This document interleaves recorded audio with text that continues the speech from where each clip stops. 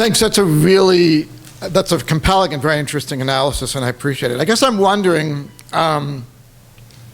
whether and how it's possible to get back to an actual international legal order. I mean, I think, one of the problems, one of the corollaries of the problem of the rules-based order is that it's yet another chip at universal international law, where there's, of course, other things chipping it from the authoritarian side. So, I mean, is a revived, assuming, this rules-based order can be continually exposed, as you describe it, for the sham that it is, how do we get back to something akin to universal international law that works? It's a great question. What you essentially are telling me is, stop admiring the problem, tell me what the solution is. And you're quite correct. What do you see as the way forward? Yeah. What might happen? Let me say this. We are working on a project at the Quincy Institute in which we brought together 125 scholars, academics, former officials from 42 countries to look exactly at this. And it's very clear. Right now, the political will and the sense of urgency does not exist in the manner that is needed in order to be able to make the kind of changes that are necessary. But as in the next 10 to 15 years, first of all, there will be a realization everywhere, including in this town, that the world is undeniably going to be non-unipolar. Whether it's bipolar, multipolar, we can set aside that conversation. And while there will also then be the realization that unless there is something done to be able to make sure that there is still a universal order and that we don't go towards a multi-order world, because we have to recognize, if we do transition through inaction towards a multi-order world, then we will see great power competition in the worst possible way between the United States and China. It will feed into that gravitational force rather than resisting it. At that point, I think that's when we will start seeing the political will to be able to make changes.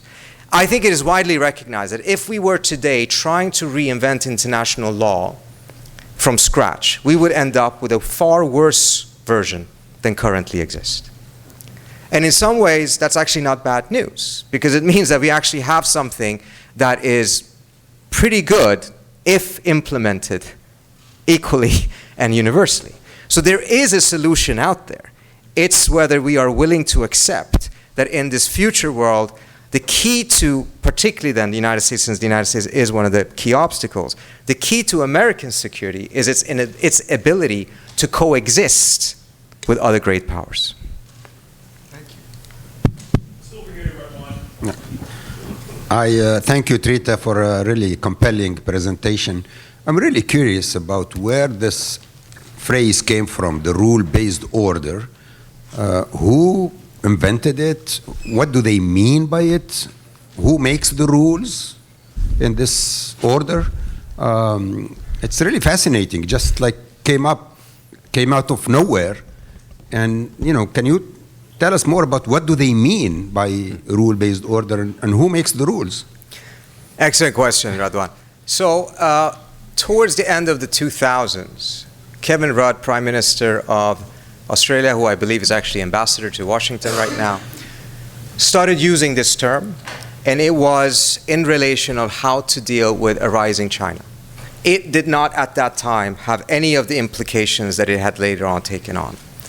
Then we started seeing some people in the Obama administration, Hillary Clinton, starting using the term, but also at that time in a similar vein as Kevin Rudd was doing it.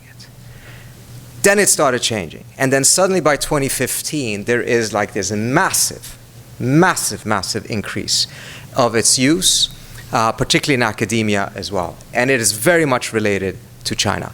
Then during the Trump years, you didn't hear much talk of this at all, because it's too sophisticated of a term for many of the Trump administration officials to wrap their heads around. But in many ways, what they were pursuing was not particularly different. It's just a more brute version of the same thing, but without, the veneer and intellectual framework around it. But what you have seen in the last couple of years, in particular, is the most worrisome aspects of it. Because as Dugard and many others are pointing out, increasingly, This is not an alternative. This is not building on international law. There are elements of it that you can say is part of soft law, but it is increasingly being formulated and treated as an alternative and a threat to international law. What is also fascinating is how a lot of countries around the world, including in the West, Europe, completely bought this, thinking that it is no different from international law and the UN system. And we're treating it and speaking of it interchangeably. We have, in the last year, even before Gaza, started to see a shift in that. Countries like Japan no longer sign on to joint statements with the United States referencing rules-based international order. Instead, they're insisting that it should say the rule of law, which is a reference back to international law rather than the system. And this is because of a campaign, I don't know how systematic, but a campaign by certain global South countries challenges this term upfront and kind of sensitizing Western countries what actually is being meant here. And it is not as simple as just a faster or nicer way of saying the international UN system. Yes, thank you very much. I really appreciate that. I totally agree with many of the things, especially the double standards. But if we need to put that in perspective, remember in 1956, the Bounding Conference in Indonesia was the birthplace of the Non-Alliance Conference. And at that time, Islamic scholar, famous Malik bin Nabi, put all his faith on that conference, where three countries, leading countries, Egypt at that time, India, and Indonesia. And now, fast forward to this point, which some people actually they compare the BRICS country, but still we see that those bloc is not homogeneous. It's not. Especially the role of India. But that's important because now the three countries who leading the global South is India, Brazil, and South Africa. But you see that the position of India on Gaza is very disappointing and it's completely different on the historical position of India.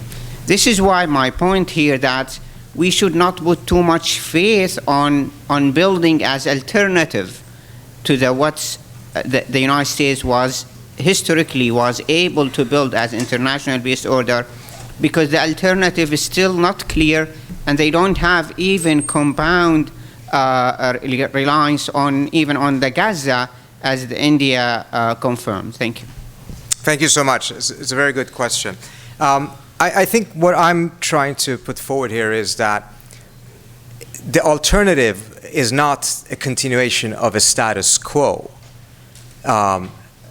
in which the old system essentially remains in place. It is already being eroded. We're reaching a point in which there has to be a decision in which direction we will go. And if there will be a decision to try to revive some of the positive elements, particularly if it's more evenly implemented of the old order, that has to be a conscious decision. Now, you're quite right in regards to India's policies, and it's not just in terms of what is happening in Gaza. But I don't see that necessarily being an argument as to why we do need to have significant revisions in terms of how international law is being applied. I think in a multipolar world, India is going to be an extremely assertive country. It is starting already for quite some time to try to put itself outside or try to exercise the same exceptions that other great powers also have done. The question is that if you have a world in which you have a larger number of countries that have the ability or the desire to be able to do so, what will be left of international law if there isn't some concerted effort to be able to tie all of them, instead of just some of them, to specific norms and laws and make it very costly for all of them to be able to violate it, which will be higher than what it is today. Certain very powerful countries can do so today precisely because too many other countries cannot. If we're in a world in which many countries can, it's going to change the calculation, I think. Take the last question and we're going to have to end it. Go ahead. Yes, thank you so much for your speech. My question is in regards to Iran's current regime, in particular in regards to the rules-based international law that you've brought up. What's your take on how the regime is trying to play its hand, or in other words, like when you mentioned that Biden administration's definition of it is who is willing to subscribe to this law, does that basically give birth to outliers such as Iran's regime to not obey this rules-based law, or just interested in knowing your take on how is Iran trying to play this? So a country like Iran is already not abiding but by what the US defines as the rules. And Iran is violating international law on a consistent basis. We saw, for instance, the strikes against Iraq and then Pakistan very recently, which incidentally is the Iranians applying the very same norm that the United States tried to put in place after the global war on terror, in which the definition of self-defense against terrorist organizations, however you define them, it's very gratuitously defined by many actors in order to be able to invoke that norm. So you have the Iranians on the one hand doing so. On the other hand, it's very interesting if you compare Iran's conduct today and the way it tries to justify its actions compared to how it acted and how it framed its policies back in the 1980s. It is quite a significant shift. That shift already happened in the 1990s. Take a look at, for instance, the justification they put forward for retaliating against the Israeli strike against the Iranian consulate in Damascus. They immediately invoked Article 51 of the UN Charter.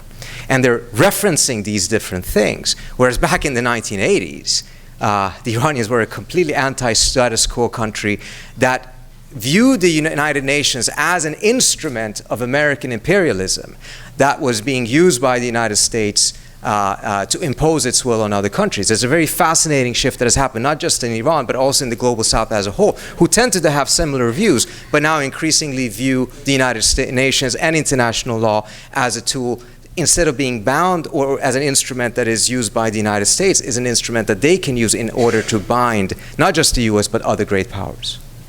Thank you. Okay, Trita unfortunately has to go right now, but I found his talk incredibly insightful, thought-provoking. The one question I have for him before he goes is that going to be published sometime soon so we can read the text? What's the plan? It's going to take another 6 to 7 months minimum, but it will be out. And when it is out, we certainly hope that you read and share it. Okay, please thank me. Thank you so much. Appreciate it. 13. Yeah, of course. Okay, the floor is open for questions.